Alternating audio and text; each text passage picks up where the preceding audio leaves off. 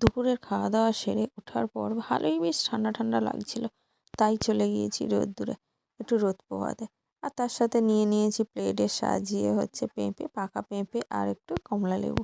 তো মেয়ে খাচ্ছিল কমলা লেবুটা, পেঁপে তো ও কিছুতেই খেতে চায় না, তো ওকে দিচ্ছিলাম, ও একদমই মুখে নিলই না, কমলা লেবুটাই খাচ্ছিল। তো আমি থাক, যেটা খাচ্ছে সেটাই ভালো। তো আমি একটুখানি রোদে বসে খেয়ে নিচ্ছিলাম। সত্যি বলতে কাল রাতে শীতে এত কাঁপ দিয়ে মানে কাঁপ এসেছিলো আর কি ঠান্ডার মধ্যে। তো আজ সকাল হতে না হতে একটুখানি কাঁথা কম্বলগুলো একটু রোদে দিয়ে দিয়েছি, তো না হলে রাতে আবার কাঁপতে হবে ঠান্ডার মধ্যে। তো এই সব তুলে টুলে ফেলছি।